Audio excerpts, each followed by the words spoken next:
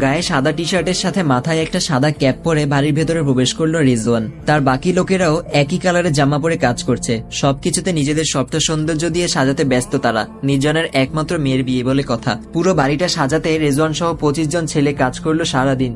এখনো অনেক কিছুই বাকি আছে। আগামীকাল সন্ধ্যায় বিয়ে, এর মাঝেই এত বড় বাড়ির সবটা কাজ শেষ করতে হবে। যদিও এসব কাজে প্রফেশনাল নয় রেজওয়ান ও তার লোকজন, তাই সময় নিয়ে সবটা নিখুঁত ভাবে করছে, যেন কোনো ত্রুটি না থাকে। নির্জনের লোকেরা সারা বাড়ি হেঁটে হেঁটে পর্যবেক্ষণ করছে সবটা ঠিকঠাক মতো হচ্ছে কিনা। খুব ভালোভাবেই নজরদারিতে রাখছে সবাইকে কাজ দেখিয়ে দিতে দেখে নির্জনের এক লোক রেজওয়ানের কাঁধে হাত দিয়ে দুটো টোকা দিয়ে রেজওয়ানের দৃষ্টি আকর্ষণ করে বলে, খেয়াল রাখবি কোনো কাজের যেন কোনো ত্রুটি না থাকে। কোনো কাজের বিন্দুমাত্র বদনাম হলেও তোদের নিজেদের জীবন নিয়ে পড়ে টানাটানি পড়ে যাবে। বুঝতেই তো পারছিস কার বিয়ের প্রোগ্রামের কাজ তোদের দেওয়া হয়েছে। রেজওয়ান ছেলেটা একটু রকচটা স্বভাবের হলেও এই মুহূর্তে মুখে একটা হাসি ফুটিয়ে বলে, চিন্তা করবেন না স্যার, আমরা আমাদের সবটা দিয়ে করছি। লোকটা একটু মাথা নেড়ে বলে, ভেরি গুড, তবে যার সাথে প্রোগ্রাম নিয়ে কথা হয়েছিল তাকে কোথায় দেখতে পাচ্ছি না তো।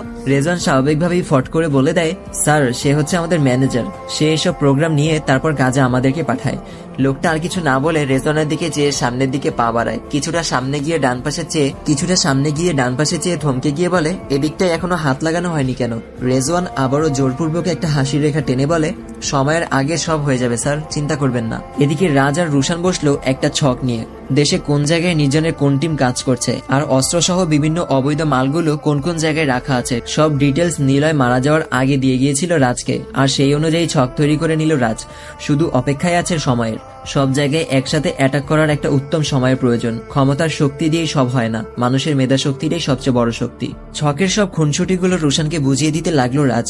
কোন জায়গায় কিভাবে যেতে হবে, কোন জায়গায় কি আছে আর কোথায় কতগুলো লোক গেলে সবটা হ্যান্ডেল করতে পারবে, সব ডিটেলস মনোযোগ সহকারে নিজের মাঝে আলোচনা করে নিল তারা। সবটা শেষ হলে ছকটা ভাঁজ করে রুশানের হাতে দেয় রাজ। নিলয় ছিল নির্জনের মেইন হাতিয়ার। এরপর ছিল নিলয়ের সাথে থাকা সেই ছেলেটা, কি যেন নাম, ও হ্যাঁ পিন্টু। পিন্টুকে দিয়ে খোঁজ নিয়ে নিলয় সবটা সামলে নিত, যার কারণে নির্জনকে তেমন একটা চাপ নিতে হতো না। এখন তারা দুজনের মাঝে কেউই নেই। কিছুটা হলেও ছন্নছাড়া হয়ে আছে নির্জনের টিম ম্যানেজমেন্ট। এখন আছে সামির, সে নিজের বিয়ে নিয়ে চিন্তিত। রুশান চুপচাপ ছকটা নিয়ে ব্যাগের ভেতরে রাখলো। ব্যাগটা কাঁধে নিয়ে রাজের দিকে চেয়ে বলে, সব না হয় বুঝলাম, বাট যাওয়ার আগে একটা ছোট্ট বিষয় জানার আগ্রহ জাগলো মনে। হুট করে রুশানের এমন প্রশ্নে রাজ কিছুটা কৌতূহলী দৃষ্টিতে তাকালো রুশানের দিকে। রুশান স্বাভাবিকভাবে বলে, আরোহীকে কি সত্যি ভালোবেসে ফেললি, নাকি শুধু ওসব লোকদের থেকে বাঁচাতে তুই আগামীকাল ওখানে যাবি? মানে এটা কি করুণা নাকি ভালোবাসা? রাজ কিছুটা নিশ্চুপ থেকে স্বাভাবিকভাবে বলে, অন্যায় দেখলে এমনিতেই সহ্য হয় না, তো সেখানে নিজের মানুষের সাথে হলে কিভাবে সহ্য করবো বল? উত্তর পেয়ে কিছুটা মুচকি হাসলো রুশান, যা দেখে কিছুটা হলেও লজ্জাজনক পরিস্থিতিতে পড়তে হলো রাজকে। তবুও তা প্রকাশ না করে কথা ঘুরাতে রুশানকে ঠেলে সেখান থেকে পাঠিয়ে দিয়ে বলে, সময় খুবই কম, এই কম সময় তোকে সবটা ম্যানেজ করতে হবে, তাই সময় নষ্ট না করে এখনই বেরিয়ে পড়।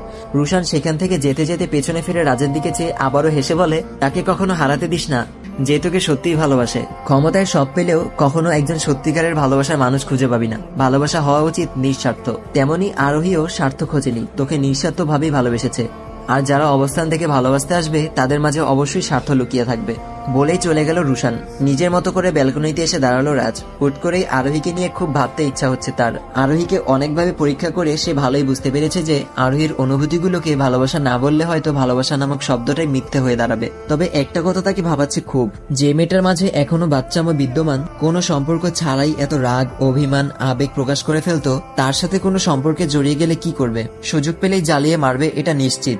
এটা ভাবতেই মাঝে মাঝে হেসে ওঠে রাজ। যেমনটা কোনো কিছু ভাবতে ভাবতে একজন গম্ভীর মানুষও হুট করে হেসে ওঠে, ঠিক তেমনই রাতের মাঝে নিবিড়ের সাথে ভালো একটা ভাব হয়েছে তিশার। প্রথম কিছুটা লজ্জা পেলেও পরিচয় হওয়ার পর সব লজ্জা কেটে গেল তার। সকাল থেকে নিবিড়ের ফোন নিয়ে কার্টুন দেখায় ব্যস্ত সে। নাস্তা শেষে নিবিড় ও তুষারের সাথে বের হলো নিবিড়কে সারা গ্রাম ঘুরিয়ে দেখাবে বলে। বৃষ্টির মৌসুমে মানুষ আউশ ধান কেটে নতুন করে আবার রোপণ করেছে। দুই পাশে সারি সারি গাছের মাঝ দিয়ে রাস্তায় হেঁটে দুই পাশে সৌন্দর্য উপভোগ করছে তারা। গ্রামের নামকরা বড় বড় দিঘিগুলো ও সুন্দর সুন্দর জায়গাগুলোতে ঘুরলো তারা। দুপুরের আগে বাড়ি ফিরে আসে আবার। দেখে তুষারের মা পাশের বাসায় রুজিনা চাচিকে ডেকে এনে রান্না বান্না করছে দুজন মিলে। তুষার ও নিবিড় দুজন ফ্যানের নিচে বসলো। তিশা নিবিড়ের পাশে তার ফোনটা নিয়ে বসলো। আবার ফোন রেখে নিবিড়ের দিকে চেয়ে বলে, ভাইয়া জাম্বুরা খাবে? আমি খুব সুন্দর করে বানাতে পারি। পাশ থেকে তুষার বলে, এটা জিজ্ঞেস করার কি আছে, যা বানিয়ে নিয়ে। তিশা দৌড়ে বাইরে চলে গিয়ে জাম্বুরা গাছটার নিচে দাঁড়ালো। জাম্বুরা পাড়ার জন্য একটা ছোট বাঁশ রাখা আছে সেখানে। তিশা সেখান থেকে 2টা জাম্বুরা পেরে রান্নাঘরে চলে গেল, তা কেটে লবণ মরিচ মিশিয়ে ভালো করে তৈরি করে আনতে। নিবিড় ও তুষার কথা বলছে নিজেদের মতো। কিছুক্ষণের মাঝে একটা পাত্রে সব রেডি করে এনে তাতে চামচ দিয়ে দুজনের সামনে রাখলো তিশা। তুষার চুপচাপ বসে আছে দেখে তিশা বলে, কি হলো, তুমি খাবে না? তুষার রাগ করেছে এমন ভাব নিয়ে বলে, তুই তো তোর নতুন ভাইয়ের জন্যই বানিয়ে আনলি, তাকেই সব বলছিস, আমাকে কি একবারও জিজ্ঞেস করেছিস খাবো কিনা? তিশা এবার 2 হাত কোমরে রেখে বড় বড় চোখে তাকায় তুষারের দিকে। তুষারকে অন্যদিকে ফিরে থাকার ভাব নিয়ে বসে থাকতে দেখে তিশা এবার কোমরে হাত রাখা অবস্থায় হেসে বলে, আচ্ছা রাগ করে থাকতে হবে না, আমি খাইয়ে দিচ্ছি। বলে চামচ হাতে তুষারকে খাইয়ে দিতে লাগলো সে। পাশ থেকে নিবিড় হেসে বলে, তাহলে এই ভাই কি দোষ করলো? তিশা দুজনকে 2 চামচ করে খাইয়ে দিয়ে বলে, এবার আর ঢং না করে নিজেরা খেতে শুরু করো। বিকেলে ফুটবল খেলতে মাঠে গেল তুষার, সাথে নিয়ে গেল নিবিড়কে। অনেকদিন এভাবে মাঠে খেলা হয় না। আগের মতো এখন টিমে সবাই নেই, কেউ কেউ চাকরিতে জড়িয়ে গেছে, কেউ চলে গেছে বিদেশ। এখন যে কয়জন আছে সিনিয়র জুনিয়র মিলে খেলার মাঠে খেলতে নামে। ছোটবেলায় প্রতিদিন বাবা মায়ের চোখ ফাঁকি দিয়ে মাঠে খেলতে চলে যেত সবাই। সেই সোনালী দিনগুলো যেন জীবন থেকে হারিয়ে গেল বড় হওয়ার সাথে সাথে। সবার সাথে নিবিড়ও নামলো খেলতে। বৃষ্টি হওয়ায় মাঠ ভিজে আছে। খেলার মাঝে ঢুকে নিবিড় কয়টা আচার খেয়েছে তার কোনো হিসেব নেই।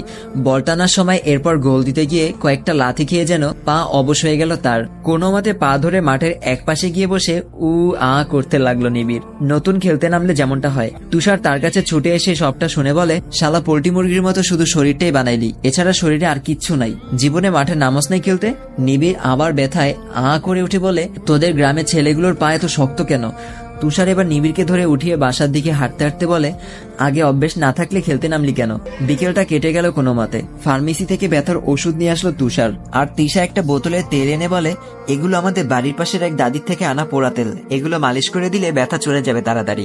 নিবিড়ের এখন ভালো মন্দ দেখার সময় নেই, তাড়াতাড়ি ব্যথা গেলেই হয়। নিবিড়কে শুয়ে থাকতে বলে তুষার একটু একটু করে মালিশ করে দিতে লাগলো খুব যত্ন সহকারে। মেয়েটা খুবই মিশুক, অল্পতেই কাউকে আপন করে নেওয়ার মতো ক্ষমতা রাখে। সোফায় বসে সিগারেটের ধোঁয়া ছাড়ছে নির্জন। আরোহীর মা আজ ভয়ার্ত ভাবটা বদলে কিছুটা সাহসী ভাব নিয়ে তার সামনে গিয়ে দাঁড়ায়। এতে নির্জনে তেমন একটা রেসপন্স না পেয়ে তার পাশে সোফায় বসে বলে, আপনার কি মেয়েটার জন্য একটু মায়া হচ্ছে না? তার জীবনটাও কি আপনার মতো নষ্ট করতে চাইছেন? কেমন বাবা আপনি? নির্জন এক মনে ধোয়া উড়িয়ে তার স্ত্রীর দিকে তাকালো। কিছুটা গম্ভীর ভাবে বলে ওঠে, আমি কি করব না করব তা কি তোমার থেকে কৈফিয়ত নিয়ে করতে হবে? আরোহীর মা কিছুটা ছিটকে ফেলে দেওয়ার মতো করে বলে, আমার কথার গুরুত্ব কেন দিতে যাবেন? আমার বা পরিবারের প্রতি কোনো টান আছে আপনার? অবশ্য থাকবেই বা কি করে? নিজের মেয়ের বয়সী মেয়েদেরকে ব্যবহার করে নিজের প্রয়োজন মিটিয়ে নিচ্ছেন। ফ্যামিলির প্রতি টান কখনো ছিল না আছে? অন্তত নিজের মেয়েটার বিষয়টা একটু ভাবুন। তাকে কেন এসব বাজে বিজনেসের সাথে জড়িয়ে নিচ্ছেন? সারা জীবন নিজে যেমন চেয়েছেন তেমন ভাবেই চালিয়েছেন মেয়েকে। অন্তত ভালো কারোর সাথে বিয়ে দিয়ে বিবাহিত জীবনে সুখী হতে দিন। মেয়েটা সারাটা জীবন কেন নিজ হাতে দুযোগ বানিয়ে দিচ্ছেন? নির্জন আবার সিগারেটে টান দিয়ে বলে, ও এসবের কিছুই জানবে না, রানীর মতো থাকবে সে। আরোহীর মা একটু তাচ্ছিল্য ভাব নিয়ে হেসে উঠে বলে, যেমনটা আমি আছি তেমনই তো সুখে থাকবে, তাই না? নির্জন এবার বিরক্ত হয়ে কঠোর দৃষ্টিতে তাকালে কিছুটা চুপসে যায় সে। অনুরোধের ভঙ্গিতে বলে, মেয়েটা এখনো বাচ্চা, তাকে এসবের সাথে জড়াবেন না দয়া করে। নির্জন এবার রাগী দৃষ্টিতে তার দিকে চেয়ে বলে, তোমার কথার প্রচুর বিরক্তি বোধ করছি আমি। উল্টাপাল্টা কিছু করে ফেলার আগে আমার চোখের সামনে থেকে বিদায় হও। সবকিছু ঠিকঠাকই থাকবে, তোর ইচ্ছা মতোই সব হবে। মায়ের বলা এই কথাটাকে একটু ভরসা হিসেবে নিয়ে বারবার চোখ মুছে বিষণ্ণ মনে বিয়ের সাজ সাজলো আরোহী। তাছাড়া রাজের কোনো ক্ষতি হোক এটা সে কখনোই চায় না। সারা বাড়িটা ঝাঁকজমকপূর্ণভাবে সাজ। বরপক্ষ ও কনেপক্ষ মিলে সারা বাড়ি কোলাহলপূর্ণ পরিবেশে তৈরি হয়েছে। নিজেদের মতো আনন্দ করছে সবাই। আরোহীকে রুম থেকে স্টেজে নিয়ে যাওয়ার মুহূর্তে বিষণ্ণ গলায় মায়ের দিকে চেয়ে করুণভাবে বলে, মরে গিয়ে তোমাদের সবাইকে মুক্তি দিয়ে দিব। যেই জীবনে আমার ইচ্ছের কোনো মূল্য নেই সেই জীবন নিয়ে বেশি দূর আগাবো না আমি। আমার বিয়ে দিচ্ছ না, মেরে ফেলছো তোমরা। আরোহীর মায়ের কষ্ট হলেও চুপ করে রইল সে, কারণ রাজ বলেছিল সময় হলে সব হবে। এদিকে নির্জনের লোক এসে ডেকে গেলে আর সময় নষ্ট না করে আরোহীকে নিয়ে স্বামীরের পাশে বসানো হয়। আরোহীর মা বারবার আর চোখে এদিক ওদিক তাকাচ্ছে। রাজের কথায় পুরোপুরি ভরসা না পেলেও এটা ছাড়া আর কিছুর উপর ভরসা নেই আপাতত। তার এক মুহূর্তের জন্য হলেও মনে হচ্ছে নির্জনের এত সিকিউরিটির মাঝে কিভাবে সে এটা সমাধান করবে। সম্ভব না জেনেও রাজের উপর ভরসা করে আছে সে। সবকিছু ঠিকঠাক ভাবেই চলছে। সেখানে গেস্টদের মাঝে ছড়িয়ে ছিটিয়ে থাকা রাজের লোকগুলো সবার ফোনে একটা মেসেজ আসলো একসাথে। এই মেসেজের জন্যই তারা অপেক্ষা করছিল এতক্ষণ।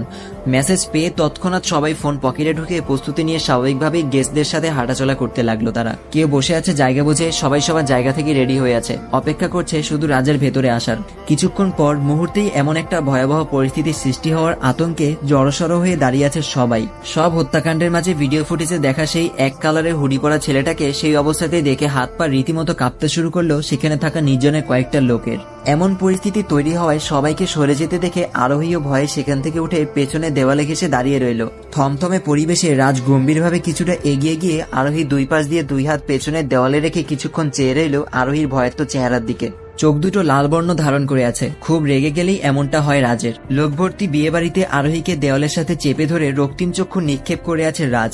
ভয়ে কপালে বিন্দু বিন্দু ঘাম জমতে লাগলো আরোহীর। নিঃশ্বাস বারবার উঠানামা করছে। আশেপাশের মানুষগুলো দাঁড়িয়ে চক্ষু যুগল বড় বড় করে নিক্ষেপ করে আছে তাদের দিকে। সামির সহ বাকি সবাই অবাক হয়ে তাকিয়ে রইল। রাজ দুই আঙুলে আরোহীর গতকাল লাগানো হলুদ মাখা হলদে গালটা ছুঁয়ে দিয়ে বলে, বাহ, সুন্দরী তো লাগছে খুব। বিয়ে করবে তাই না? অথচ আমাকে দাওয়াত দিতেই ভুলে গেলে। কত কষ্ট করে কত মাস তোমাকে পড়ালাম বলতো, আর এখন আমাকে না জানিয়ে বিয়ে করে নিচ্ছ? মাথায় হুডি পরা, মুখে মাস্ক লাগানোয় কেউ রাজকে না চিনলেও আরোহীর চিনতে একটুও ভুল হলো না। টলমলে চোখের পানি নিয়ে রাজের বুকে ঝাঁপিয়ে পড়ে চিৎকার করে বলতে ইচ্ছা হচ্ছে, আমি করতে চাইনি এই বিয়ে। বিশ্বাস করুন, আমাকে জোর করে বাধ্য করা হয়েছে, না হলে তারা আপনাকে মেরে ফেলতো। কিন্তু তার বলা হলো না। এর আগেই রাজ আরোহীর এক হাত চেপে ধরে চারদিকে চেয়ে হুঙ্কার দিয়ে বলে ওঠে, এই কে আমার সামনে দাঁড়িয়ে আরোহীকে বিয়ে করবি? কোন ছেলের এমন বুকের পাটা? এক বাপের জন্ম হলে সামনে এসে কথা বল। পিনপতন নীরবতায় বিশাল ক্লাবের ন্যায় বাড়িটি কেঁপে উঠল রাজের হুঙ্কারে। পিস্তল হাতে ভেতর থেকে বেরিয়ে রাজের সামনে এসে দাঁড়ালো আদ্রিয়ান মাহমুদ নির্জন। পিস্তল হাতে এগিয়ে এসে রাজকে দেখেই থমকে দাঁড়িয়ে গেল সে। সব জায়গায় ফুটেজে দেখা সেই রূপটা সামনে দেখে আশেপাশে যারা এতক্ষণ রাজের দিকে বন্দুক তাক করেছিল তাদেরকেও ইশারায় বন্দুক সরিয়ে নিতে বলল সে। আজ রাজ ও নির্জন দুজনই মুখোমুখি দাঁড়িয়ে। রাজ হাতের তুড়ি বাজাতে গেস্টদের মাঝে ছদ্মবেশে ছড়িয়ে ছিটিয়ে থাকা তার ছেলেগুলো পিস্তল হাতে দাঁড়িয়ে সকলকে জব্দ করে নিল। নির্জন চারদিকে একবার চোখ বুলিয়ে রাজের দিকে তাকিয়ে বলে, ক্রাইমের জগতে তোর সাথে আমার কিসের শত্রুতা তা আমি জানি না। অজান্তেই এত কিছু করছিস আমার। কেন করছিস, কি চাস তা জানতে চাইছি না আপাতত। তবে আমার মেয়ের বিয়েতে এসে কি সব বকছিস? আরোহীকে কিভাবে চিনিস তুই? রাজের অট্টহাসির শব্দ সারা জায়গা জুড়ে বেজে ওঠে। এরপর মাথা থেকে হুডি সরিয়ে মুখের মাস্ক খুলে নির্জনের দিকে তাকাতেই নির্জন দুই পা পিছিয়ে গিয়ে বলে, রাজ তুমি? আরোহীর হাত ধরে রাখা অবস্থায় রাজ বলে, অবাক হচ্ছেন? আমি নিজেও মাঝে মাঝে দেখে অবাক হই। আপাতত তার চেয়ে বেশি অবাক হচ্ছি আপনাকে দেখে। কেমন বাবা যে নিজের মেয়ের সুখটাই কেড়ে নিতে চাইছেন? কেন নিজের মেয়েকে বিজনেসের সাথে জড়াতে চাইছেন? আপনার মেয়ে বলে তাকে দিয়ে তো আপনি যা ইচ্ছে তা করাতে পারেন না, তাই না? অন্তত আমি বেঁচে থাকতে। নির্জন রাগান্বিত দৃষ্টিতে রাজের দিকে চেয়ে বলে, আমার এত ক্ষতি করে এখন আবার বাড়িতে এসে আমার মেয়ের হাত ধরে আমার সামনে দাঁড়াতে তোর একটুও বুক কাঁপলো না? রাজও স্বাভাবিকভাবে বলে, যেটা ভালো মনে হয় করি, যেটা ভালো মনে হয় না তা কখনো করি না। এটাই আমার আদর্শ। বুক কাঁপতে জন্ম হয়নি আমার, জন্ম হয়েছে কাঁপুনি সৃষ্টি করতে। বাঁচা মরার পরোয়া তো আমি এমনিতেই করি না। নির্জন আবার বলে, তো আমার সম্পর্কে সব জেনে এখন মরতে এলি কেন? এখানে ছড়িয়ে থাকা সামান্য লোকগুলো নিয়ে সব হ্যান্ডেল করে নিতে পারবি? এতই ইজি মনে হচ্ছে সবকিছু? কতটুকু ধারণা আছে আমার সম্পর্কে? রাজ এবার কিছুটা হাসতে লাগলো, আবার স্বাভাবিক হয়ে বলে, একেবারে গভীর পর্যন্ত। তাছাড়া এখন এসব গভীরতার খবর খুঁজতে গিয়ে কোনো লাভ নেই, কারণ আপনার সব লোক, সব অবৈধ জিনিসপত্র এতক্ষণে পুলিশ ও র্যাবের হাতে পৌঁছে গেছে। সো শূন্য মাঠে গর্জে ওঠা নিতান্তই বোকামি। রাজের কথায় যেন হতভম্ব হয়ে আছে নির্জন। রাজ আরোহীর হাত ছেড়ে দিয়ে তার দিকে চেয়ে বলে, খুব তো বলতে ভালোবাসি, নিজের বাবাকেও ভয় পেতে। এখন নিজের বাবার সামনে দাঁড়িয়ে নিজেকে সাহসী ভেবে ভালোবেসে হাতটা ধরতে পারলেই তোমার সব চাওয়া পাওয়া পূরণ হবে আজ। আর ভীতু সেজে চুপ করে থাকলে একেবারে হারাতে হবে আমায়, চাইলেও আর কখনো খুঁজে পাবে না। বলেই আরোহীর দিকে এক হাত বাড়িয়ে দেয় রাজ। আরোহী একবার রাজের দিকে তাকাচ্ছে, আরেকবার বাবার দিকে তাকাচ্ছে। রাজের প্রতি ভালোবাসা তীব্র হলেও বাবার দিকে তাকাতেই সিদ্ধান্তহীনতায় পড়ে যাচ্ছে বারবার। দোটানায় পড়ে গিয়ে চুপচাপ হয়ে দাঁড়িয়ে আছে আরোহী। একবার রাজের দিকে তাকাচ্ছে, আরেকবার বাবার দিকে। চারপাশে ভয়াবহ নীরবতা বিরাজ করছে। পাশ থেকে সামির কিছু একটা বলে রাজের দিকে এগিয়ে আসতে চাইলে পাশ থেকে রেজওয়ান আক্রমণাত্মক ভাব নিয়ে এগিয়ে এক হাতে কলা চেপে ধরে অন্য হাতে মাথায় পিস্তল ঠেকিয়ে রাগী দৃষ্টি নিক্ষেপ করে তার উপর। রেজওয়ানের এমন আক্রমণাত্মক রূপ দেখে নিশ্চুপ হয়ে থেমে গেল সামির। ওই অবস্থায় রেজওয়ান রাগী কণ্ঠে বলে ওঠে, বেশি উড়ার চেষ্টা করবি তো একদম এখানেই পুঁতে রেখে দিব। এমনিতেও কয়েকবার ভাইকে রাস্তায় ধরে ফাপড় নিয়েছিলি, শুধু ভাই নিষেধ করেছে দেখে কিচ্ছু বলি নাই তোরে। নিজের ভালো চাইলে এখন যেভাবে আছিস এভাবে চুপচাপ দাঁড়িয়ে থাক। সামি চুপচাপ চেয়ে আছে রেজওয়ানের দিকে। এই মুহূর্তে মুখের উপর কিছু বলার সাহস পাচ্ছে না, শুধু ঘন ঘন নিঃশ্বাস নিচ্ছে সে। রাজের ইশারায় রেজওয়ান এবার তাকে ছেড়ে শান্ত হয়ে রাজের পাশে এসে দাঁড়ালো। রাজ পুনরায় আরোহীর দিকে তাকালেও আরোহীর সিদ্ধান্তের অপেক্ষায়। এতদিন ভালোবাসাকে পাওয়ার তীব্র আকাঙ্ক্ষা থাকলেও এই মুহূর্তে দুই অপশন থেকে একটা বেছে নেওয়া আরোহীর জন্য পৃথিবীর সবচেয়ে বড় কঠিন কাজ। মানুষটা যতই খারাপ হোক, বাবা নামক একটা শব্দের টানে হলেও আটকে আছে সে। আরোহীকে এমন দোটানা পরিস্থিতিতে পড়তে দেখে পাশ থেকে তার মা আজ সাহসী ভাব নিয়ে এগিয়ে এসে তার সামনে দাঁড়িয়ে বলে, সময় বুঝে সিদ্ধান্ত নিতে না পারলে এতদিন কেন এমন পাগলামি করছিলি? সারা জীবন কি এই মানুষত্বহীন পশুদের সাথে অন্ধকারে কাটাতে চাস? সারা জীবন যার সাথে থাকার জন্য এতদিন এমন পাগলামি করছিলি, তার সামনে আজ কেন চুপ করে আছিস? বাবা নামক এই মানুষটার জন্য, তাই তো? যে মানুষটা তোর সুখের কথা না ভেবে তোকে তার ব্যবসার অংশ বানাতে চেয়েছিল, তার জন্য এখনো তোর মনে কোনো টান রয়েছে? যদি রাজকে মন থেকে ভালো নাই বেসে থাকিস তাহলে এখনই বলে দে, আর কখনো এর চেয়ে বেশি পাগলামি করলেও তাকে খুঁজে পাবি না। মায়ের কথায় কিছুটা নিজের আবেগের ঘোর কাটলো আরোহীর। সত্যিই তো, ছোটবেলা থেকে যে মানুষটা তাদের এত কষ্ট দিয়ে এসেছে এখন নিজের মেয়েকে তার ব্যবসার অংশ বানিয়েছে, অন্তত একজন বাবার থেকে কোনো মেয়ে এমনটা আশা করে না। তবুও তার জন্য এত মায়া হচ্ছে কেন? আর রাজকেও তো সে সত্যি ভালোবেসেছিল। রাজকে ফিরিয়ে দিলেও বাকি জীবনটা এই সামির নামক খারাপ মানুষটার সাথেই কাটাতে হবে, যেখানে রাজের জায়গায় অন্য কারো কথা ভাবতেও পারে না সে। আবেগ থেকে বেরিয়ে নিজের মাঝে কিছুটা সাহস জুগিয়ে ভয়ার্ত চেহারায় ভালোবাসার মানুষটার পেছনে গিয়ে দাঁড়িয়ে তার এক হাত চেপে ধরল আরোহী। বাবার প্রতি তার মায়া কাজ করছে নাকি ভয়, এটা সে নিজেও বুঝে উঠতে পারছে না। আরোহীর সম্মতি পেয়ে রাজ কিছুটা মুচকি এসে আরোহীর এক হাত শক্ত করে মুঠো করে নির্জনের সামনে দিয়ে তাকে নিয়ে হেঁটে বের হয়ে গেল। চুপচাপ দাঁড়িয়ে আছে নির্জন, পাশে সামিরও দাঁড়িয়ে রইল চুপচাপ। নির্জন একবার সামিরের দিকে তাকালো। হয়তো এই সামিরের জায়গায় আজ নীলার মতো কেউ থাকলে পরিস্থিতি ভিন্ন হতো, হয়তো খুব ভয়াবহ একটা পরিস্থিতি তৈরি হয়ে যেত মুহূর্তেই। রাজ এখানে প্রবেশ করার পর সেখানে থাকা সকল ক্যামেরা নিয়ে নিয়েছিল তার লোকেরা। সিসিটিভি ক্যামেরাও রেজওয়ান কৌশলে আগেই অফ করে রেখেছিল। সবকিছুর উদ্দেশ্য একটাই, যেন সময়ের আগেই রাজের চেহারা বাইরের কেউ না দেখতে পায়। রাজের পেছন পেছন তার সব লোক বেরিয়ে যায় সেখান থেকে। এখনো যেন অবাকের ভঙ্গি নিয়ে কাটাচ্ছে নির্জন। আচমকাই নিজের ঘর থেকে বেরিয়ে উত্তেজিতভাবে সেখানে থাকা নিজের লোকদের বলে, সব জায়গা থেকে দ্রুত সবাইকে সরে যেতে বলো, ইমিডিয়েটলি। ছেলেটা মোটেও সুবিধার না, একবারে প্রস্তুতি নিয়েই নেমেছে সে। সেখানে থাকা নির্জনের লোকগুলো চারদিকে ফোন করতে ব্যস্ত হয়ে পড়ল, কিন্তু দুর্ভাগ্যবশত কেউই ফোন তুলছে না আজ। অস্থিরতা আরো বেড়ে গেল নির্জনের মাঝে। সেই মুহূর্তে গেটের সামনে গাড়ি থামিয়ে একজন ছুটে এসে হাঁপাতে হাঁপাতে বলে, বস, সব শেষ হয়ে গেছে আমাদের। কোনো সতর্ক ছাড়াই হুট করে শহর ও আশেপাশের এলাকাগুলোতে পুলিশ ও র্যাবের অভিযান, আমাদের সব লোক ও অবৈধ জিনিসপত্র সব আটক হয়ে গেছে। যারা এদিক সেদিক করেছিল সবাইকে ক্রসফায়ার করে ফেলে দিয়েছে। শুনেছি খুলনা ও চট্টগ্রাম বর্ডার সীমান্তগুলোতে নাকি এখনো বিজিবি অভিযান চালাচ্ছে। সবাই একসাথে দল বেঁধে মুহূর্তেই সব এলোমেলো করে ফেলছে। এবার মনে হয় না সত্যিটা লুকিয়ে রাখা যাবে। নির্জন অস্থিরতা নিয়ে চোখ মুখ বন্ধ করে কিছুক্ষণ নিশ্চুপ হয়ে রইল নিজের রাগকে নিয়ন্ত্রণ করতে। চোখ খুলে রক্তিম চোখে আরোহীর মায়ের দিকে চেয়ে বলে, তুমি আগে থেকেই সব জানতে। একটা বাড়িতে এসে গাড়ি থামালো রাজ। বাড়ির প্রাচীরগুলো চারপাশে গার্ড দিয়ে ঘেরা। আরোহীকে নিয়ে বাড়ির ভেতরে প্রবেশ করে রাজ। একটা বেডরুমে নিয়ে গিয়ে কয়েকটা জামা সামনে রেখে বলে, পরেই তো সব চেঞ্জ করে নিতে। আরোহী এখনো খাটের উপর বসে আছে চুপচাপ, হাত পা কাঁপছে তার, হয়তো অনেকটা ভয়ে আছে এখনো। আরোহীর এমন অবস্থা দেখে রাজ তার পাশে বসে গালে হাত রেখে বলে, ভয় পাওয়ার কিচ্ছু নেই, এখানে কেউ তোমার কোনো ক্ষতি করতে পারবে না। তাছাড়া আজ থেকে সবসময় আমি তো তোমার সাথেই আছি।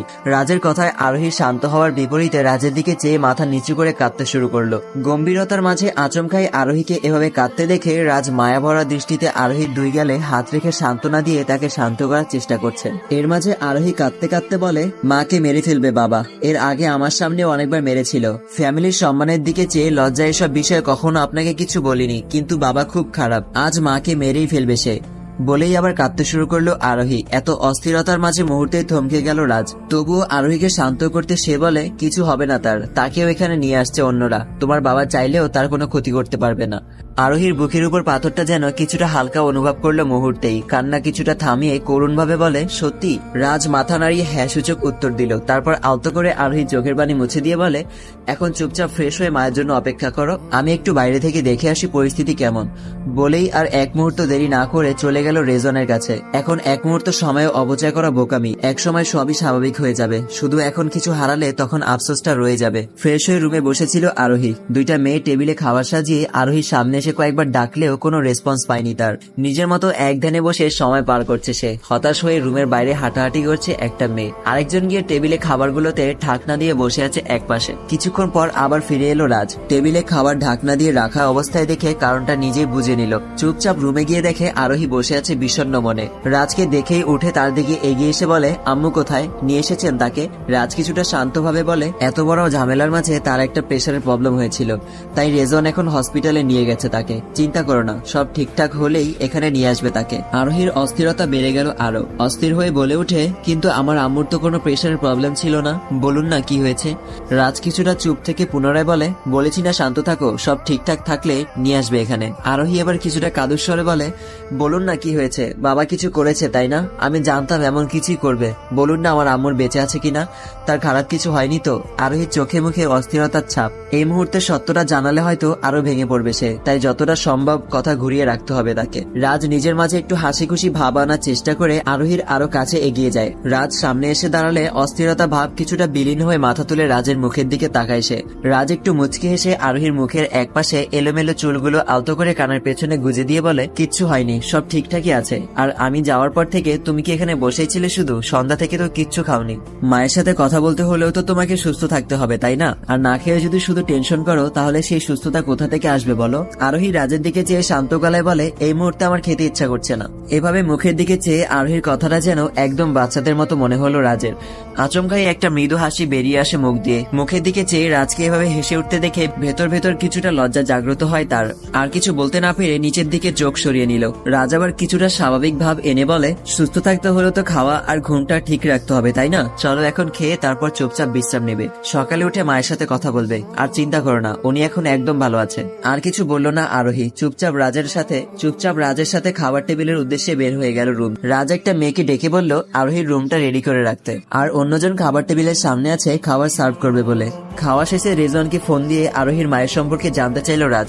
সব সিকিউরিটি ঠিকঠাক রেখে কিছুটা সাইডে এসে রেজওয়ান বলে, এখন আইসিইউতে নিয়ে যাওয়া হচ্ছে তাকে, অবস্থা তেমন একটা ভালো না। একটা মানুষ কোনো মানুষকে এত পিটায় না, হয়তো এর চেয়ে কম মারে নয়তো মেরে ফেলে। ডাক্তাররাও শিওর হয়ে কোনো নিশ্চয়তা দিতে পারছে না, এখন দেখা যাক ভাগ্য কোন দিকে যায়। রাজ কিছুটা শান্তভাবে বলে, আচ্ছা ঠিক আছে, চারপাশটা দেখে রেখো। তখন রেজওয়ান ওই বাসায় যাওয়ার পর দেখে সেখানে কেউ নেই, নির্জন ও তার লোকটা হয়তো বেরিয়ে গেছে সেখান থেকে। আরোহীর মা তখন রক্তাক্ত হয়ে মেঝেতে পড়েছিল শুধু। নির্জন নিজের সবটা শক্তি দিয়ে মেরে শেষে কোনো সারা শব্দ না পেয়ে মরে গেছে ভেবেই সেভাবেই রেখে দিয়ে দলবল নিয়ে চলে গেল সেখান থেকে। আরোহীর মাকে এভাবে দেখে তারা প্রথমে ভেবেছিল মরে গেছে, পরে পালস চলছে দেখে হসপিটালে নিয়ে গেল তাকে। দেখতে দেখতে রাত তখন 11টা। আরোহীকে রুমে নিয়ে গিয়ে বিশ্রাম নিতে বলে রাজ। এখনো কিছুটা অস্থিরতা রয়ে গেছে আরোহীর মনে। রাজ তাকে শুয়ে দিয়ে বিছানার পাশে হাঁটু গড়ে বসে বলে, মাত্র রিজনের সাথে কথা হয়েছে, তোমার মা একদম সুস্থ আছে। এখন রাত হয়ে গেছে দেখে হসপিটালে এত ঝামেলা করে এখানে নিয়ে আসতে বলেনি, কাল সকালে নিয়ে আসবে। এখন চিন্তা না করে চুপচাপ ঘুমিয়ে পড়ো, আর ভয় পাবে না একদম, আমি পাশের রুমেই আছি।